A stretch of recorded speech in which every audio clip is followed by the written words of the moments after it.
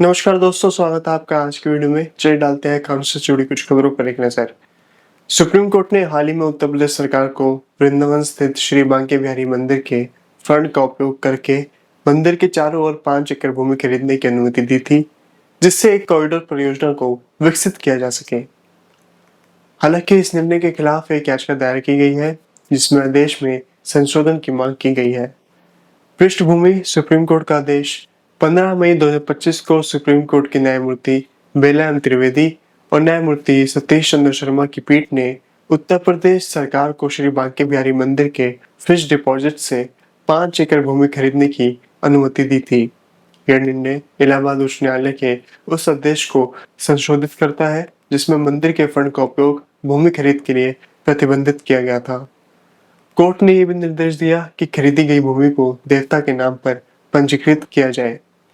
याचिका की मुख्य बातों की बात करें तो देवेंद्र नाथ गोस्वामी, जो मंदिर के पारंपरिक सेवायत और संस्थापक स्वामी श्री हरिदास जी के वंशज होने का दावा करते हैं, ने सुप्रीम कोर्ट में एक याचिका दायर की है।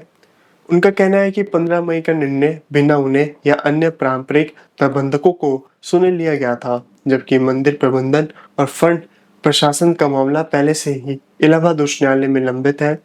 याचिका में की गई मांगे: सुप्रीम कोर्ट के 15 मई 2025 के आदेश के पैराग्राफ 19, 20 और 24 को संशोधित किया जाए, जिसमें राज्य सरकार की पुनः विकास योजना को मंजूरी दी गई थी। मंदिर फंड का उपयोग भूमि अधिग्रहण के लिए करने की अनुमति को रद्द किया जाए। पुनः विकास योजना के कार्यवरण, जिसमें किसी भी अधिग्रहण, विध्वंस या निर्माण को शामिल किया गया है, पर अंतरिम रोक लगाई जाए।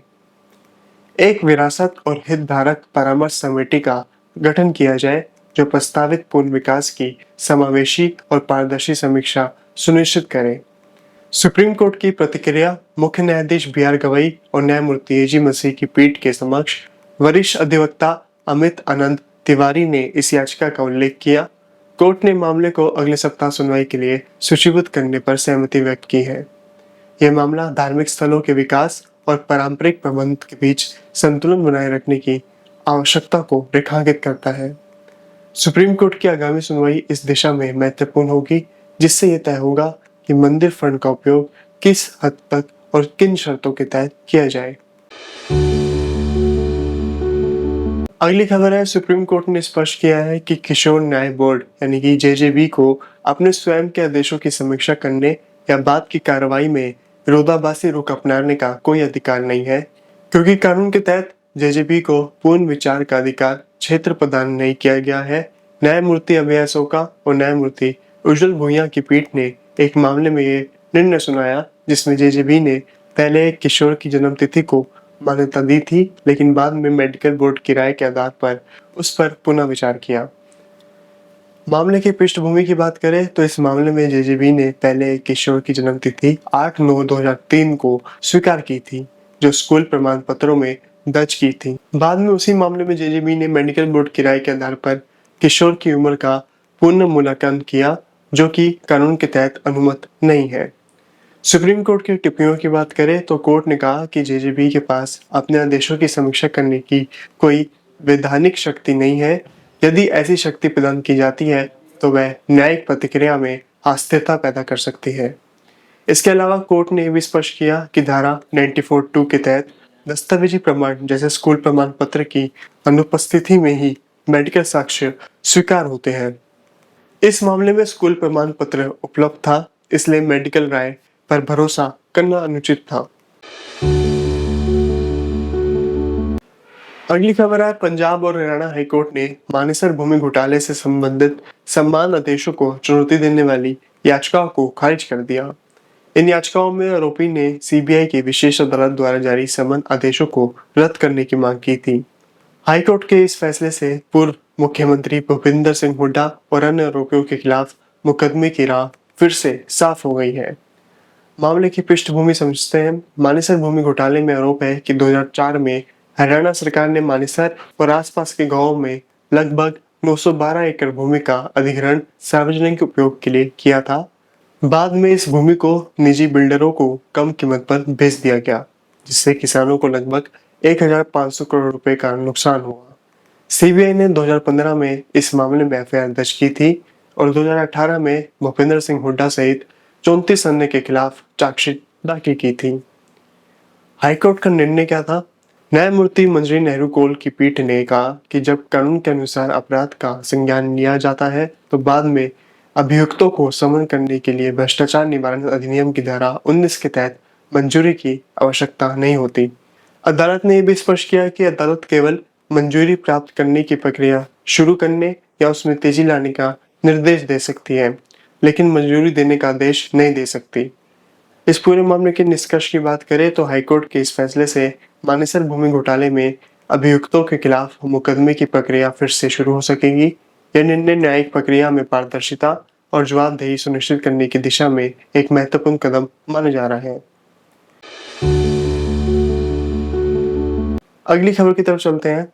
दिल्ली हाई कोर्ट ने हाल ही में कहा कि अर्धसैनिक और सशस्त्र बलों के कर्मियों की पोस्टिंग से संबंधित मामले में उन्हें नागरिक पदों की तुलना में अधिक स्वतंत्रता दी जानी चाहिए।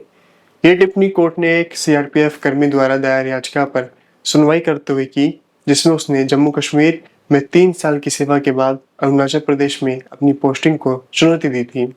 याचिकाकर्ता का तर्क था कि स्थायी आदेश 4/2022 के खंड 8A(2) के अनुसार हार्ड और सॉफ्ट पोस्टिंग को बारी बारी से लागू किया जाना चाहिए और 3 साल की हार्ड पोस्टिंग के बाद वह सॉफ्ट पोस्टिंग का हकदार है।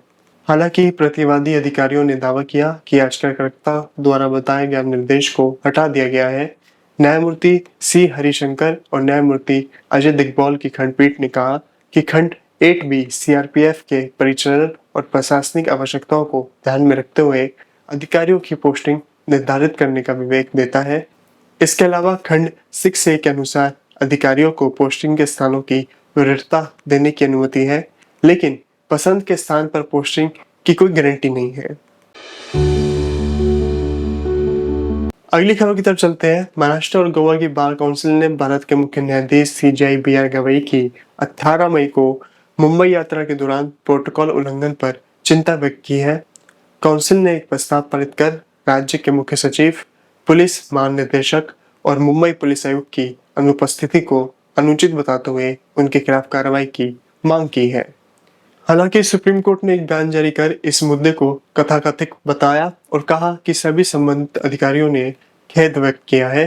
CJI गवई ने इसे तुच्छ मुद्दा बताते हुए इसे समाप्त करने की सलाह दी है। इस घटना ने न्यायपालिका और कार्यपालिका के बीच आपसी सम्मान की आवश्यकता पर ध्यान केंद्रित किया है। अगली खबर है। मध्य प्रदेश उच्च न्यायालय के न्यायमूर्ति दुग्गपला वेंकट रमन ने अपनी विदाई भाषण में कहा कि 2023 में आंध्र प्रदेश से मध्य प्रदेश ट्रांसफर उन्हें परेशान करने के इरादे से किया गया था। उन्होंने कर्नाटका में ट्रांसफर का अनुरोध किया था ताकि उनकी पत्नी को बेंगलुरु के निमहंस में इलाज मिल सके, लेकिन उनका अनुरोध अनसुना कर दिया गया। उन्होंने कहा, मैंने जुलाई और अगस्त 2024 में लिखित अनुरोध दिए, लेकिन कोई उत्तर नहीं मिला। उन्होंने ये भी कहा कि जो लोग ये सब कर रहे थे वह सब सेवानिवृत्त हो चुके हैं। मैं उनके अहंकार को संतुष्ट करने में सफल रहा, लेकिन ईश्वर ना माफ करता है ना भूलता है, वह भी अपने तरीके से परिणाम भुगतेंगे। तो ये थी आज की कुछ प्रमुख खबरें। मिलते हैं आपसे अगली वीडियो में कुछ और प्रमुख खबरों के साथ।